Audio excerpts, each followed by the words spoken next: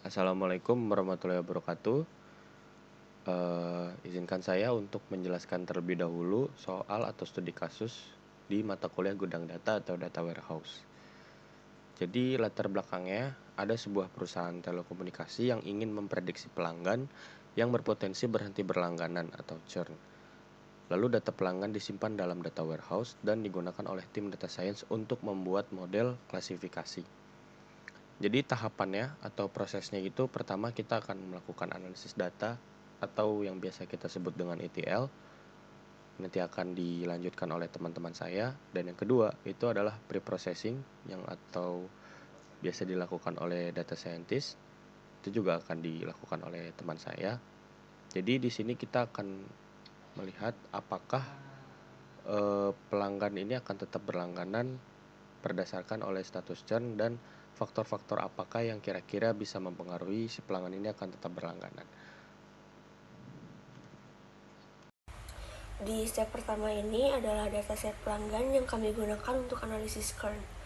Jadi di dataset ini dibuat dengan generate menggunakan AI dan berisi berbagai informasi terkait pelanggan. Setiap baris memiliki satu pelanggan, dimulai dari ID pelanggan sebagai identitas unik. Lalu ada nama, jenis kelamin, dan usia yang berguna untuk analisis demografi. Kolom kotak menunjukkan lokasi pelanggan, sedangkan paket langganan mencatat jenis langganan yang digunakan dengan nilai numerik 0 untuk basic, 1 untuk standar, dan 2 untuk premium. Status langganan menunjukkan apakah pelanggan masih aktif atau tidak. Kemudian, terdapat informasi finansial seperti rata-rata pembelian, tagihan bulanan, dan lama berlangganan. Dan yang paling penting adalah kolom-kolom status churn. Di sini kita fokus kolom ini berisi angka 0 jika pelanggan masih aktif dan angka 1 jika sudah berhenti atau tidak berlangganan lagi. Kolom ini akan menjadi target utama dalam prediksi churn pada tahap analisis selanjutnya. Pada bagian ini, proses ETL dilanjutkan dengan melakukan seleksi berdasarkan jenis kelamin. Pertama-tama, pengguna menarik komponen CSP file input dari palet ke workspace. Komponen ini diklik 2 kali untuk membuka pengaturannya. Dalam pengaturan tersebut, pengguna mengklik tombol browse, lalu menavigasi ke lokasi file CSP yang berisi data mentah. File CSP dimuat dan file seperti nama, jenis kelamin, alamat, dan lain-lain otomatis dikenali oleh sistem.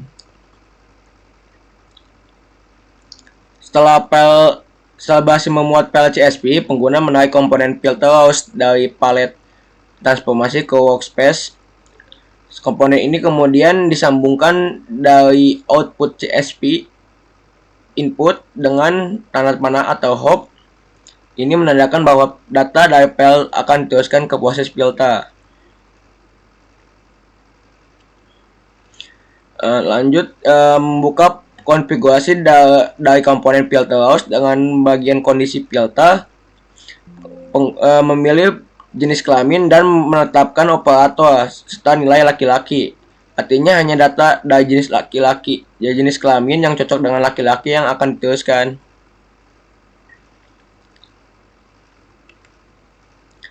Setelah filter dikonfigurasi, pengguna menarik komponen text file output ke workspace.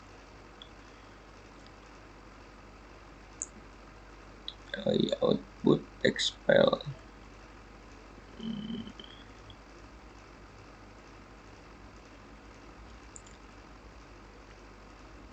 Komponen ini disambungkan ke output dari filter rows. Di dalam pengaturannya, pengguna menentukan lokasi dan nama file output baru, misalnya laki-laki output CSP.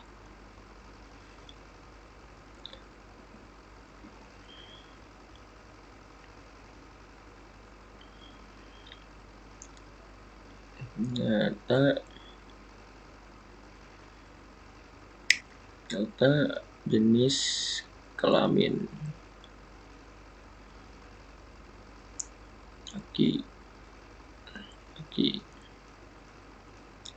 CSP save. Lalu format file diatur sebagai CSP dengan delimiter koma dan semua file dari hasil filter akan tulis ulang di sini.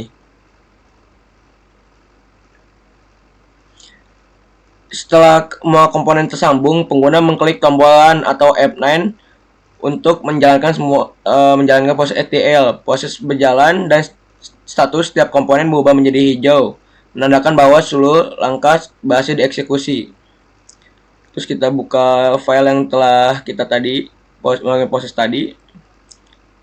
Di sini terlihat bahwa ada berisi base data yang berisi laki-laki saja, transformasi melalui proses filtering berdasarkan jenis kelamin. Assalamualaikum warahmatullahi wabarakatuh. Saya Rizky Nurpoji Alfiansah. Saya di sini akan menjelaskan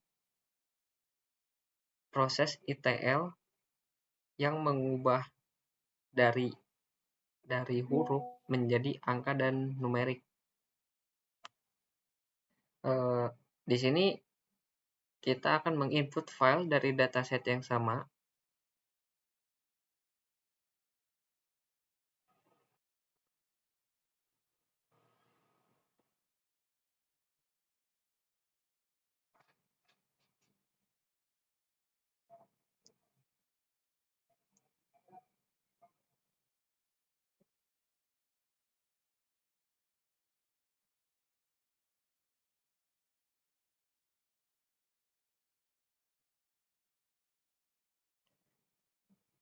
Tarik value mapper.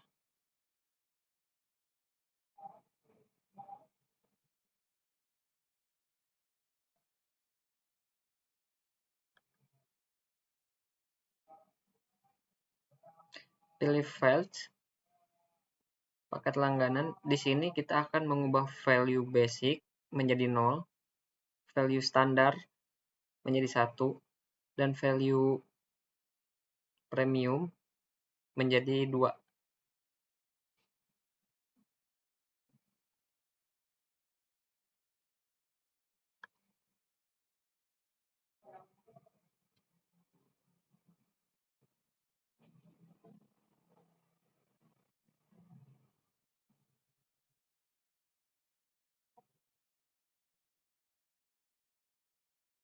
Dan di sini kita akan menarik text file output untuk menghasilkan data baru.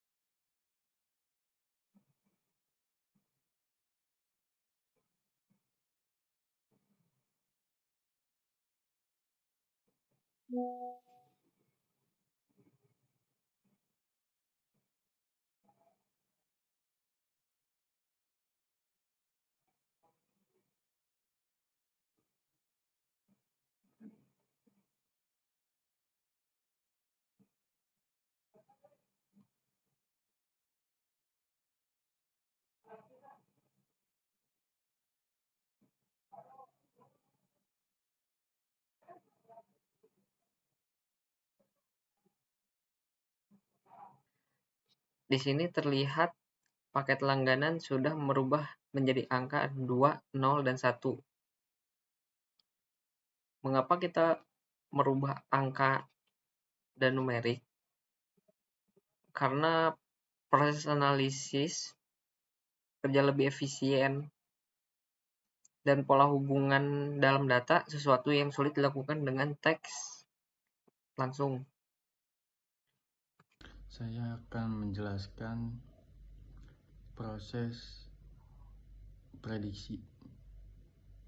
Saya di sini menggunakan Google Colab dengan langkah yang pertama, yaitu import terlebih dahulu file library-nya, mulai Pandas, NumPy, Sklearn, Seaborn, dan Matplotlib. Lalu yang kedua, load dataset. Jangan lupa untuk upload datasetnya dari data yang sudah dijelaskan oleh rekan saya tadi.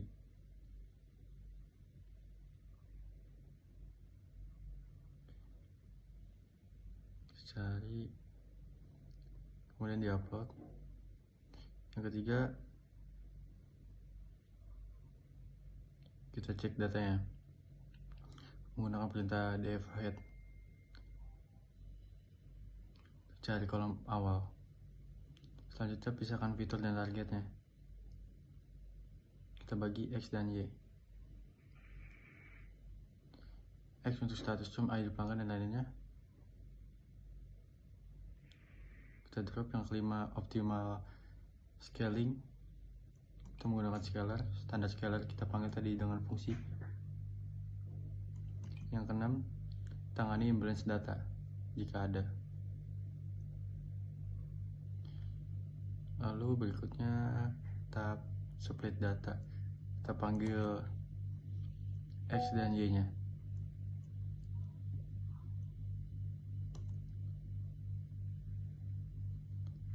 Yang kedelapan, kita train modelnya menggunakan random forest dengan estimasi 100, random state 42. Kita panggil X train dan Y train nya. Selanjutnya prediksi, kita panggil model prediksinya, lalu evaluasi, kita print hasil dari metode-metode atau fungsi yang tadi. Yang ke-11, kita butuh output, lalu kita visualisasi menggunakan importance, panggil modelnya, lalu diupdate, ambil kolom X,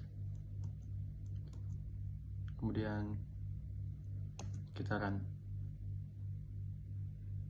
Sini kita menggunakan algoritma random forest. Kita gunakan metode fungsi pltShow untuk melihat semua output. Baik, sekian dari saya. Assalamualaikum warahmatullahi wabarakatuh. Ini merupakan output atau hasil dari proses yang sudah dilakukan. Pertama, seperti biasa, kalau kita ingin mengolah data atau mengambil sebuah kesimpulan, kita harus mengambil headnya terlebih dahulu atau 5 data awal ya. Di sini juga ada status churn itu 1 sebanyak 162 dan 0 itu sebanyak 38. Yang juga ada confusion matrix beserta classification report. Ini yang cukup penting atau bisa di-highlight oleh kita.